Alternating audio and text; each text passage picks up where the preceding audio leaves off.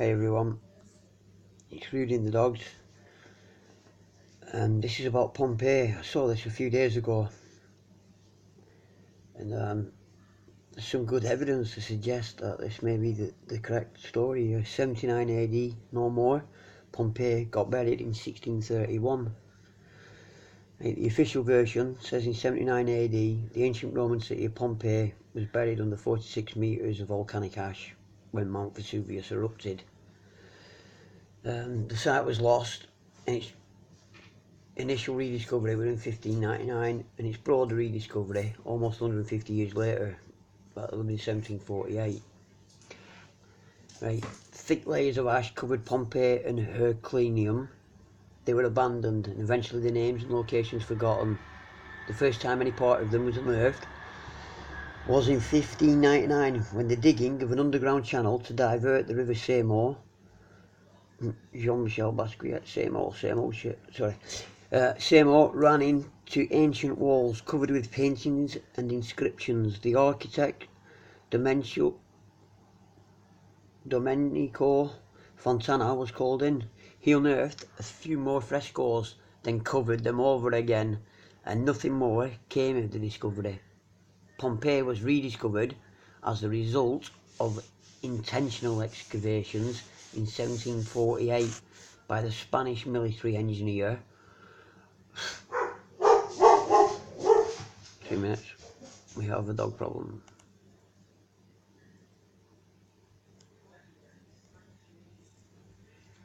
Right. Thick layers of ash covered Pompeii and Herculaneum. They made a channel, an underground channel, to divert the river Seymour. It ran into ancient walls covered with paintings and inscriptions. The architect, Domenico Fontana, was called in. He unearthed a few more frescoes and covered them over. Right, Spanish military engineer. I'm not even going to attempt to pronounce that. Oh. Wow. Wowzers. Look at that. 79 AD crossed out. Right.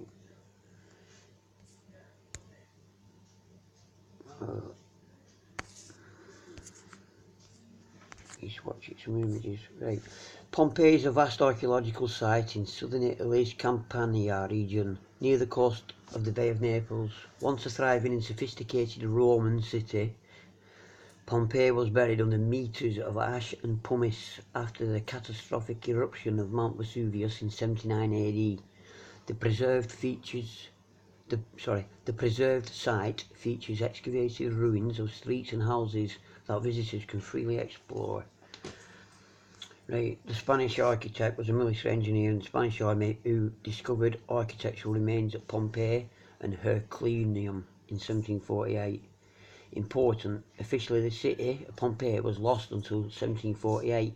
Whatever they claim was dug out in 1599 was not linked to Pompeii at the time. So, if Pompeii was not discovered and identified prior to 1748, then any mentioning of it prior to 1748 would be a clear and obvious evidence of the scientists trying to substitute true world chronology with bogus data. Right, I plan on showing you that Pompeii suffered its fate in 1631, which makes our official history 1552 years off. I have a pretty strong feeling that the official liars, and I do not mean your local history teacher, know about their mess up. Unfortunately for them, there was some supporting fake evidence created, and it is no longer possible to portray this Pompeigate as a simple mistake. They simply cannot play it down due to some highly questionable, fakish evidence of the Vesuvius eruption and Pompeii Herculaneum destruction created to support the date of 79 AD. The officials tied too many historical individuals into the story. It is impossible to correct the timing of the destruction of Pompeii without messing up the entire timeline. Below is an example of such evidence. looks like Punch and Judy. Gaius Suetonius Tranquillus, commonly known as Suetonius, was a Roman historian belonging to the Equestrian order who wrote during the early imperial era of the Roman Empire. His most important surviving work is a set of biographies of 12 successive Roman rulers, from Julius Caesar to Domitian, entitled De Vita Caesarum. He recorded the earliest accounts of Julius Caesar's epileptic seizures. Other works by Suetonius concerned the daily life of Rome, politics, oratory, and the lives of famous writers, including poets, historians, and grammarians. A few of these books have partially survived, but many have been lost. Our official history claims he stated the following about the Roman Emperor Titus. There were some dreadful disasters during his reign, such as the eruption of Mount Vesuvius in Campania, a fire at Rome, which continued 3 days and as many nights, and a plague the like of which had hardly ever been known before. Coincidentally, Titus ruled from 23rd June 79 to 13th September 81 AD, which covers the official last day of Pompeii. My point: if the eruption indeed took place in 1631, then this Suetonius account is clearly fake. This in turn puts the entire existence of the involved individuals in question. Considering that Titus is tied to the entire history of the ancient Rome, fill in the blanks for yourself. Lists of evidence pointing to 1631. 1. Old maps, 1514, 1570, 1575, 1603. Etchings, 1633. Epitaphio di Portici, 1631. I don't know what that is. I've got to admit here. I'm sure I'll find out though. The Three Graces, 1st century AD versus 1503, 1505. Pineapples on the Pompeii frescoes. Domenico Fontana's water conduit, 1590s, and water wells. Piranesi and Pompeii. Piranesi, the artist, and he's, yeah. Christianity in before Christ Pompeii. Rotors, silver, and Pompeii surgical tools. Right, old maps, 1514. Opsicum distinctum plenum clarum doctum pulchrum verum grau varium and utile.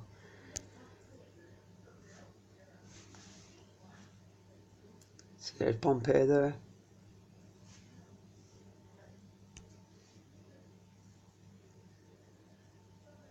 Is Vesuvius.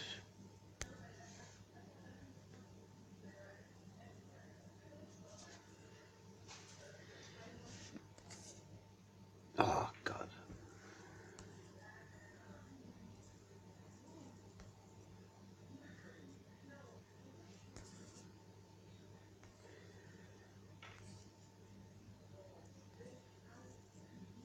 $15.70 this map.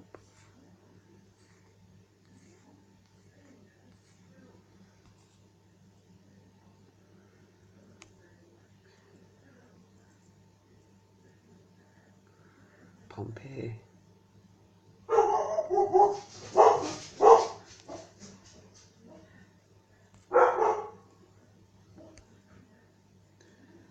So yeah, pity anyone who walks in my house by mistake. There's four dogs. Look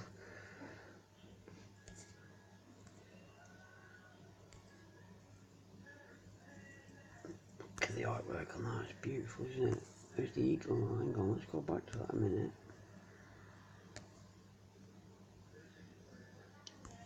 I wish I knew Latin.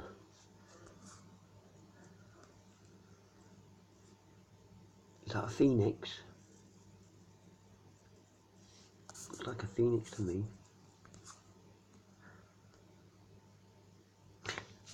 Phoenix rising from the ashes. That sort of makes sense.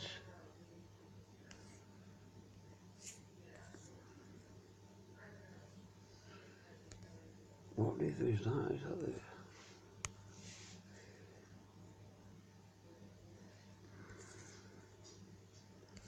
Oh man.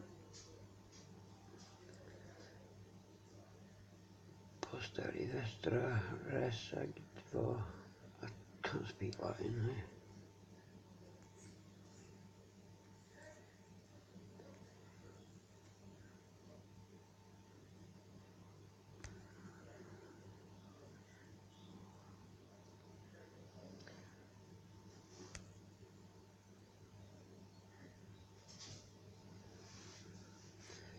Right, these are the paintings, the three graces from Pompeii. They were found on a fresco in Pompeii, right? And here's a Raphael painting, Le Trois Graces, the three graces. And this was 1500s, before Pompeii were discovered. This painting to me is the most telling evidence, personally.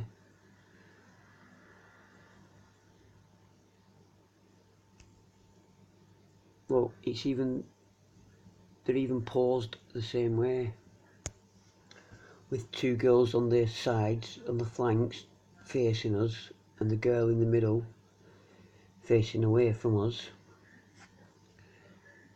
And it's same there, they're holding apples.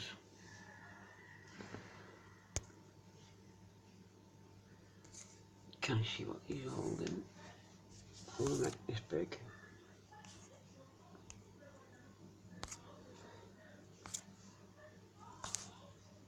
Oh, come on, Kindle. Sorry about this. Hopefully I'll get a laptop soon and be able to do things fucking properly. Can't really make out what they're holding, but the left arm's raised higher than the right arm. It's just...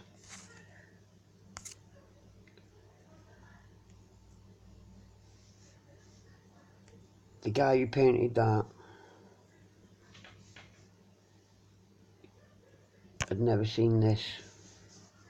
This was on a wall in Pompeii, 79 AD, and then a guy in 1500s who Pompeii's not been discovered paints that.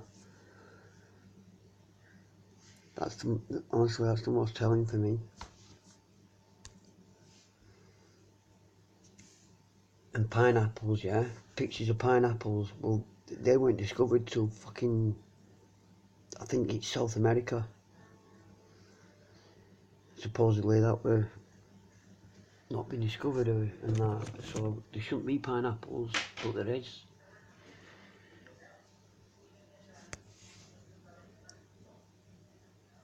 Pineapples again. Old map. Pompeii. And we just read earlier the official story said that the name was forgotten.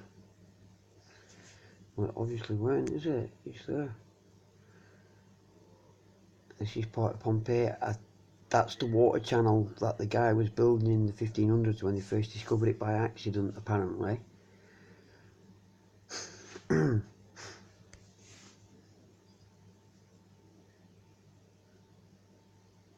That Domenico Fontana.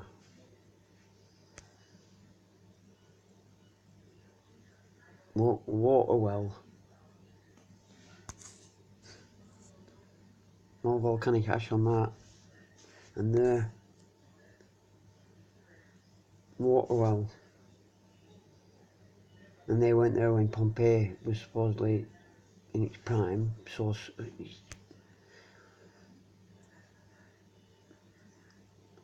Piranesi. But he takes artistic license, you can't always go by him.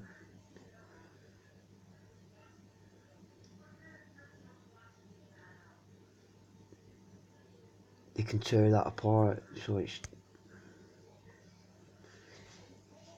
But look,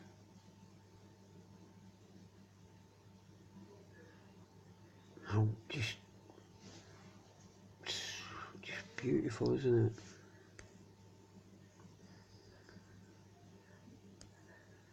There's water wells again.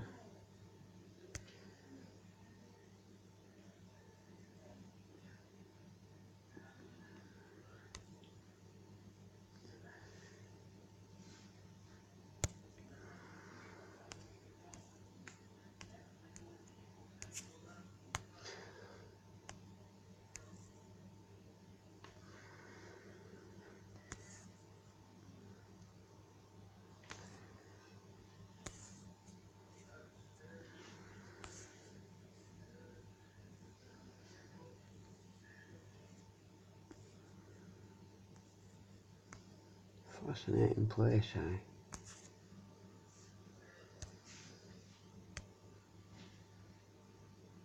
Wow.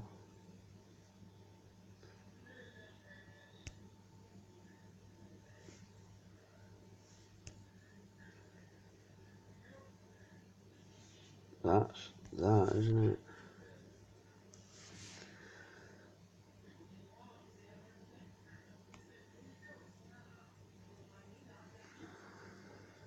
Umbrellas with a parasol.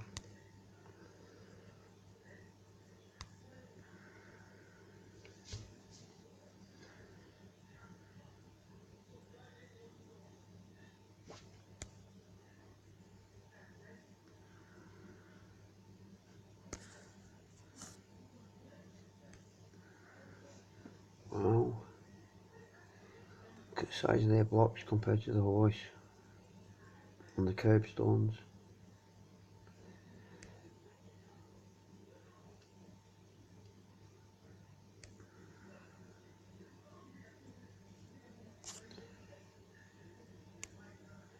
Well, these are the surgical tools they had, which apparently aren't. Oh no, they're plumb lines, aren't they? And dividers, they're for technical drawing and stuff. They're plumb bobs.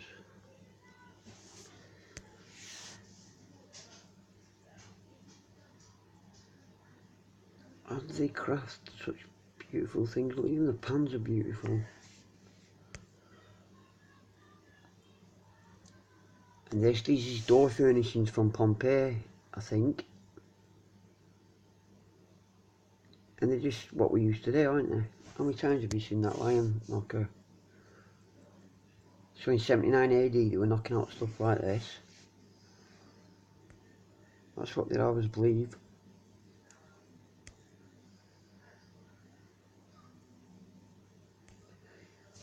I'm sorry if I'm whipping through these too fast, but I don't want people getting bored.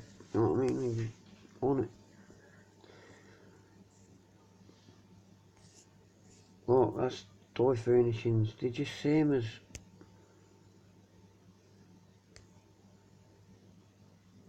In fact, they're even better. They're better. They're more minimalist. They're just better designed, aren't they? They're like what we'd make now.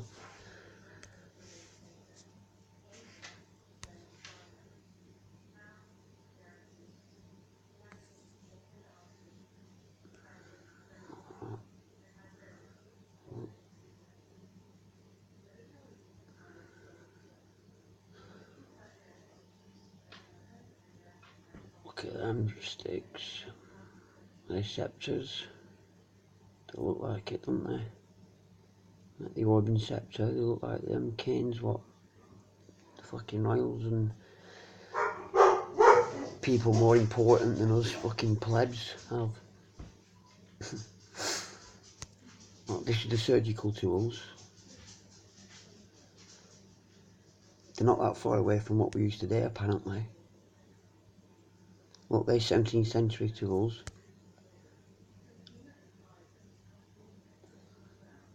Where's the ones what they found at Pompeii? These are all 16th, 17th century. Oh God, imagine if I had to use that on you. Right. So, right.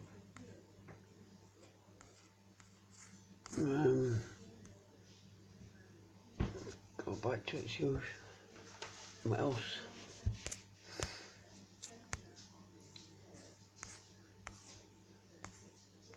Right, they're the old maps.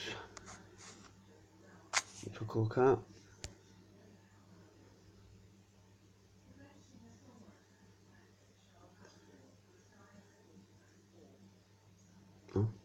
Sir Charles Osborne died at the age of 94. He had a good fucking innings there.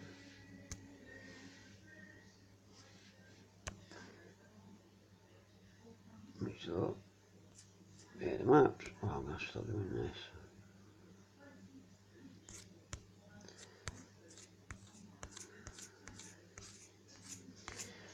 Right, we've seen the maps. These are etchings done in 1633. Pertains to the eruption of 1631. Mascolo Giovanna Battista, 1532, 1533 to 1656. Mount Vesuvius before and after the eruption. This should be interesting, eh?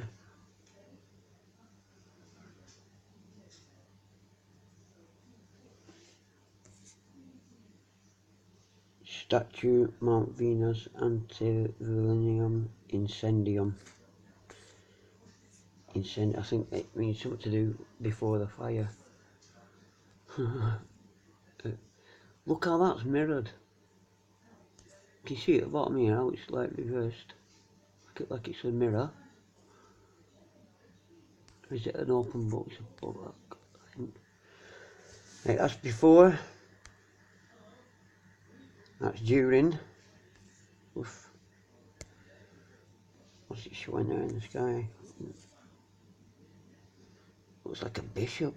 A pope with the fish hat on. A cod god.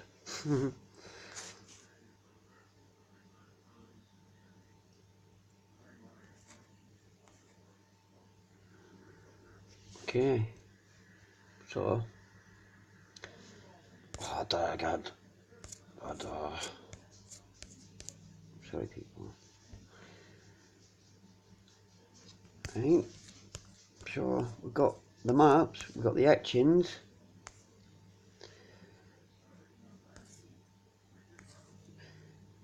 And this Epitaphio de Portici,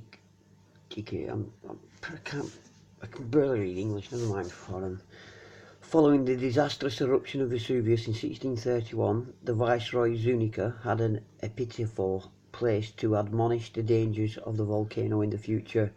The epitaph is placed in the current corner between Corso Garibaldi and Via Garanturco, just to the left of Palazzo Ruffo di Baganara.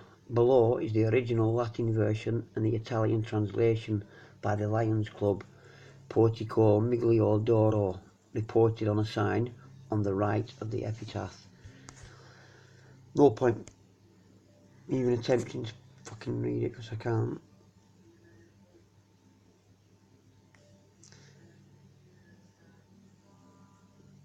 But that's 1935. Anyway, the Three Graces.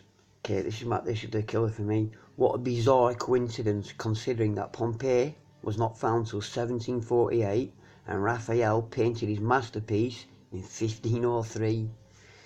That's the one for me. That is it for me. He must have seen that painting. To paint that, he'd seen that. And there are pineapples again in a fresco. Yeah.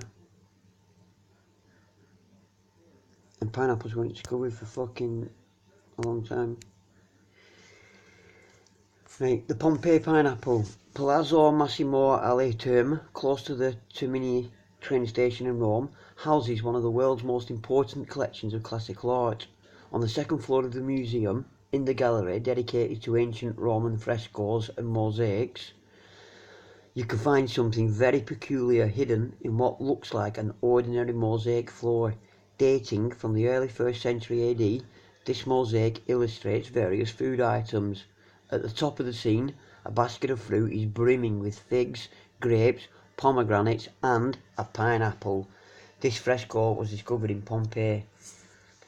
In Pompeii's house of the Ephebe House, there is the following fresco.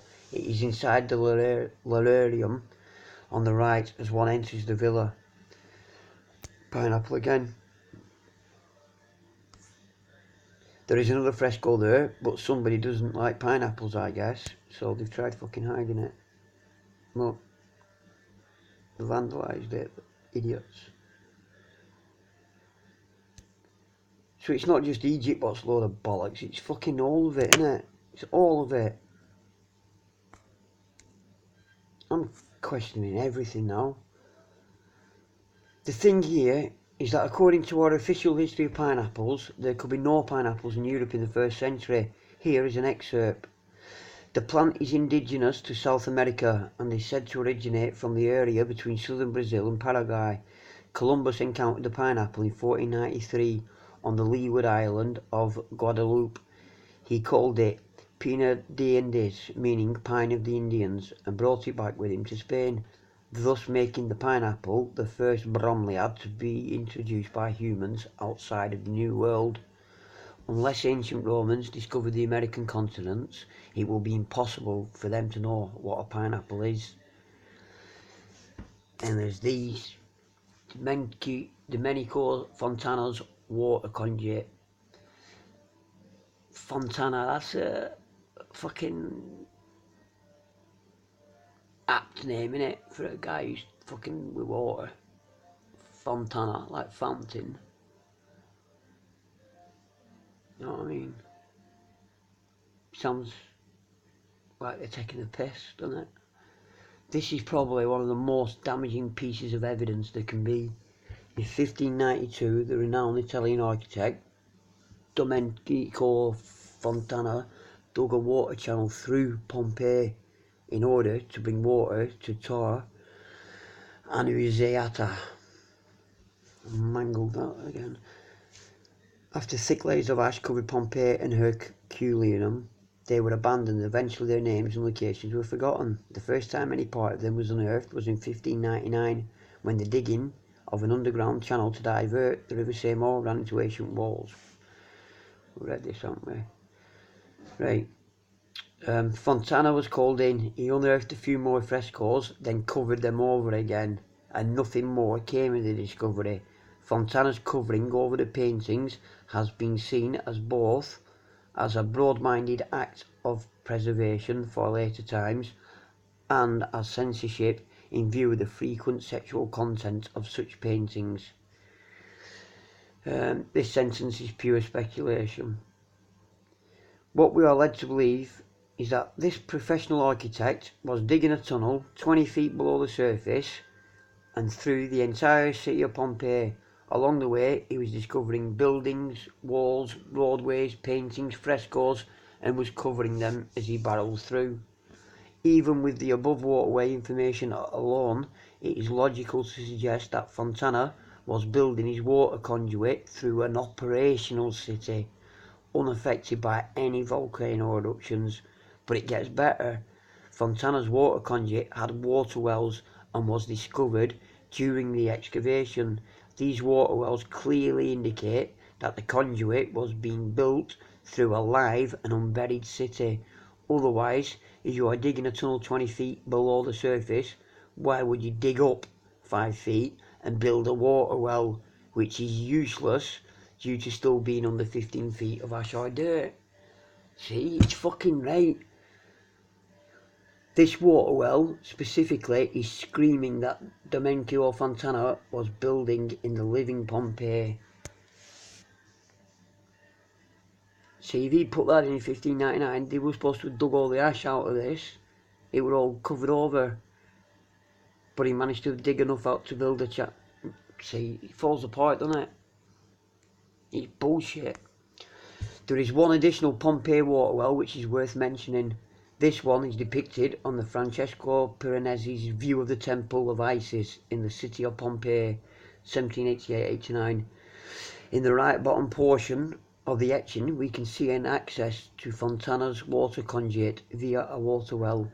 The water has a triangular shaped top, meant for access doors.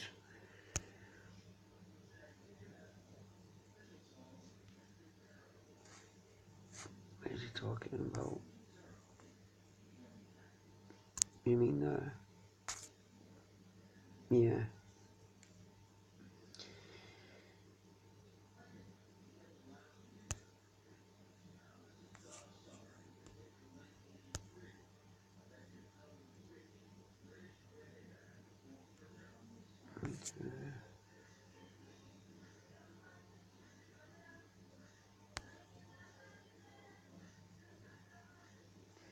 yeah, it's Piranesi's letter F Google translation from Latin. A well with two windows covered with movable covers where the ashes of the victims were thrown. Wow. As you can see in the below contemporary image, the appearance of the water well is somewhat different from the depicted by Piranesi. They've fucking hidden it, haven't they? Just put a grid on it. They've hidden it. Should be like that.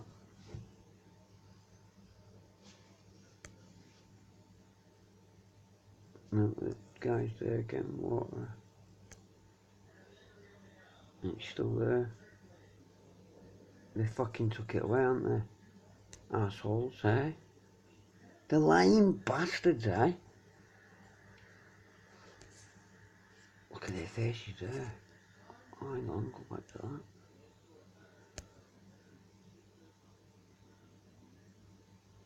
Oh, see the faces on the wall? They remind me of those in South America. I can't remember the name of the place, but not Puma Punka. Can't remember it, but it's famous as fucking it with all different races of people on it. Right, the water well was too much to explain, and as you can see above, the access was significantly altered. Yet, in the 19th century, Pompeii Temple of Isis postcard, the water well was pretty much intact. Water well conclusion. It is obvious that water wells connected to the Fontana's water conduit could not be built under 20 feet of ash and dirt. That would be stupid and ridiculous, while simultaneously contradicting any common sense. They had to be constructed on top of the unobstructed surface. Note, archaeologists choose not to comment on the water well issue. I wonder why. Piranesi and Pompeii. In 1748, digging proceeded sporadically, here and there at random. It was several years before the site was identified as Pompeii, and even then there was no systematic town plan. During the French occupation of Naples, 1806-1815, see, there's that timeline again, there was much more activity on the site. But with the restoration of the Bourbons, excavations gradually slowed down again. The discovery of the House of Fawn, containing the large mosaic depicting Alexander the Great in battle, caught the imagination of people all over Europe following the unification of Italy in 1861. The appointment of Giuseppe Fiorelli as director marked a turning point in the excavations. Most of the Pompeii excavations were done at the end of the 19th century and the first half of the 20th century. Yet Francesco Piranesi appears to know way too many of the intricate details about everything existing in the still unearthed parts of Pompeii. The below group of his etchings presents details he observed which could prompt a reasonable question. How did he know all that? The other question to ask is why his etchings look more like an aftermath of the mud flood. Apologies for not finding better quality of the images. On these ones you cannot really read the fine print, but Pompeii is clearly visible. For better quality you'll have to Google Piranesi Pompeii. Honestly, with father and son Piranesi's working on the Pompeii issue, it is hard to present even a small portion of all the works. Most fascinating are detailed Pompeii building plans and the door hardware. Cool stuff to have in 79 AD, especially when compared to the hardware of the 17th century. 1500 years of no progress, I guess. That's what we looked at earlier, weren't it? Those and those. I think these are the 17th century one.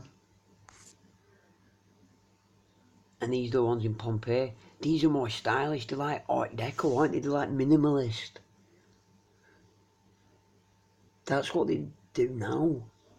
They're just fucking unreal. So they're telling us a lot of shit, aren't they? Well, you can see the water well there. What's this thing here? That's a candle holder, is it?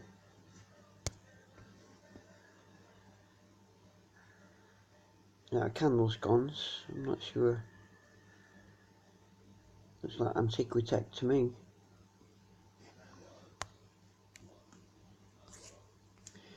Right. Number 8.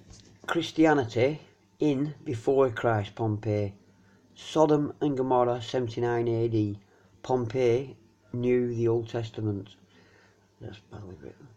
The graffito Sodom Gomorrah found in House 9 126 offers a clear reference to the episode about these two sinful cities in the Bible, for which reason the writer may have been Jewish or Christian. Speculations have been made about why and when this remark was scratched on the wall. Did a Christian foresee the absolute decline of the Roman culture? Did the text refer to the earthquake of 62 or the eruption of Vesuvius in 79? Or should we presume a visit from a Christian or Jew, even as a robber, to the ruins after the 79 cataclysm? Who left this line as his explanation of the disaster? Or does it simply refer to Pompeii's luxury and debauchery? There is no definite answer possible. The graffito being lost nowadays. Not less famous in this debate is the following palindrome text that can be read in all directions. Aye. Rotas. Spells the same backwards as it does forwards.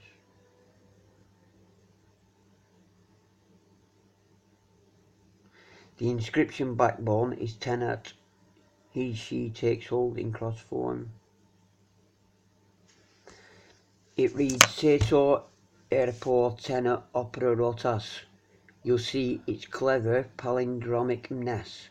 It means, literally translated, Arapo the sower holds the wheels at his work, but, as is often pointed out, the letters can be rearranged into two pater nosters in the sign of a cross, with a couple of A's and O's left over, as in converting to Greek Alpha and Omega, so it looks as if there could be a Christian significance, Our Father plus Alpha and Omega. Of course, one suggestion has been put that this word square, with its apparently Christian message, was the scratching of people who dug down into Pompeii after the eruption. Well, they're going to say that, aren't they? Source for the above. Below are a couple of etchings of the artifacts located in Pompeii which bear Christian symbology. They were allegedly located by Roch Jacqueline de la Bière, whatever, in February 1756. The crosses of Pompeii. I did not dig too deep into the Christianity issue. It honestly hurts my head. There are plenty of articles on the issue with people going back and forth.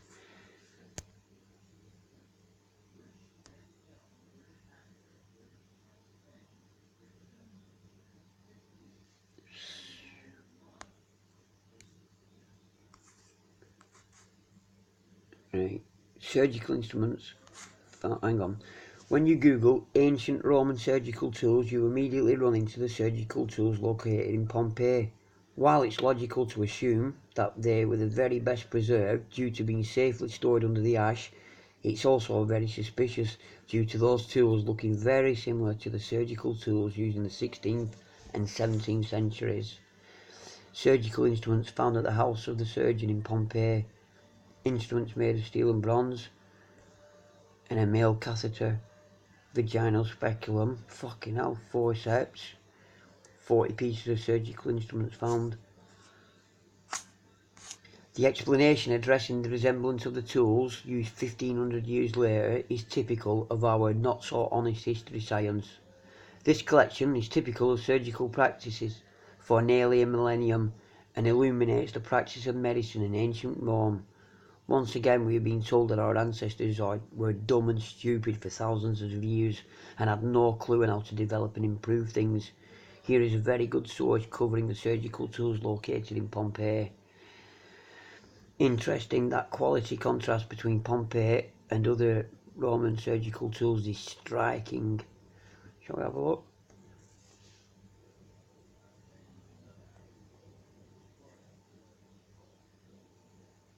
Oh.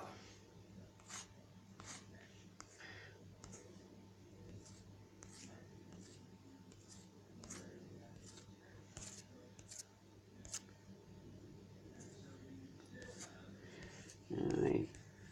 While the application of medicines and cures was a guessing methodology at best, with some undoubtedly dangerous use of elements such as toxic mercury, they're still fucking using that today. The Romans used very sophisticated medical tools. Thanks to surviving images and actual tools, such as those at Pompeii, we have a very strong understanding of their use in the ancient world. He's right, isn't he?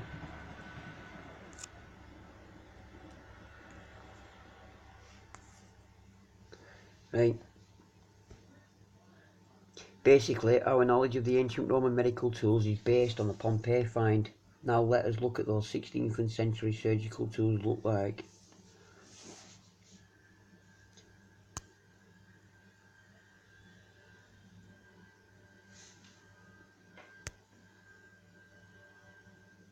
They're the ones from Pompeii, are they? Is that candles once again? Where's the Christian? Oh, it's a cross.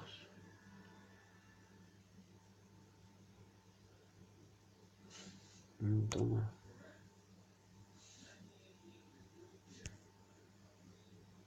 Artifacts of Pompeii. 16th century surgical tools.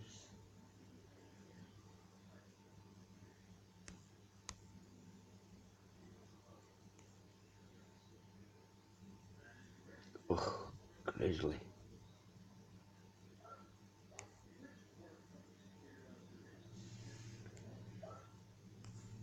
Considering that the Pompeii tools were kept in the dirt for a few hundred years, they look pretty good when compared to the 16th, 17th century ones.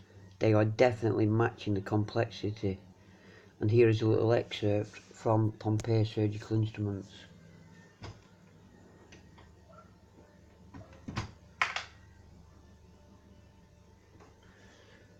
The eruption of Mount Vesuvius. Surgical instruments.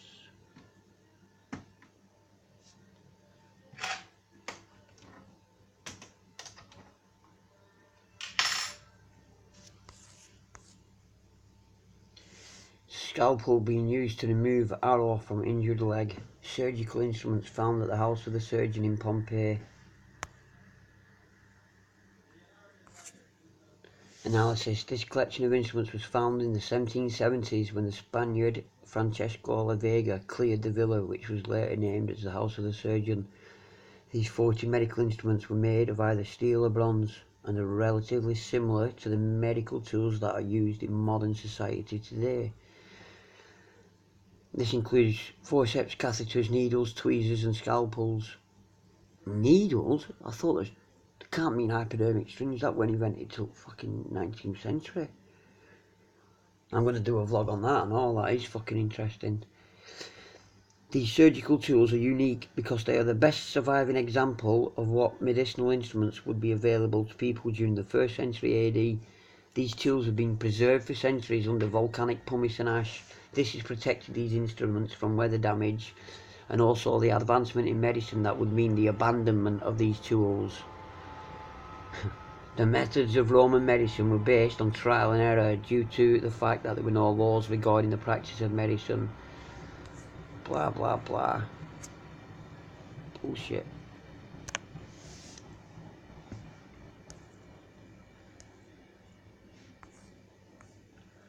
So, develop conclusions. These surgical tools are unique because they're the best surviving example of what medicinal instruments would be available to people. That's just fucking took verbatim off that. The medicinal practices of the ancient Romans was so advanced that it wasn't surpassed until the 19th century. The preservation of this kit of 40 surgical instruments has given researchers the opportunity to accurately compare them to modern tools.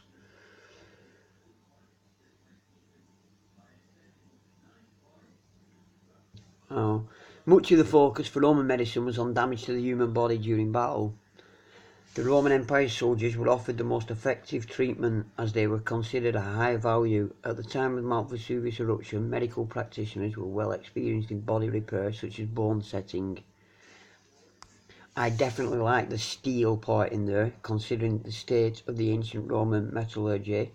Many of the first metal artifacts that archaeologists have identified have been tools or weapons, as well as objects used as ornaments such as jewellery. These early metal objects were made of the softer metals, copper, gold and lead in particular, as the metals either as native metal or by thermal extraction from minerals and softened by minimal heat. And we need to remember that ancient Roman surgical tool making abilities are being based upon these Pompeii tools. Summary. Based on number 6, Dementio Fontana's water conduit, 1590s, and water wells alone, the city of Pompeii had to be a living city during the time when the water conduit was being built, which was around the 1590s. The city of Pompeii was not buried under 20 feet of ash. Additional 8 points just strengthen this theory. Right, so that's fucking a whole new fucking ball game. They're lying about everything, aren't they? They're idiots.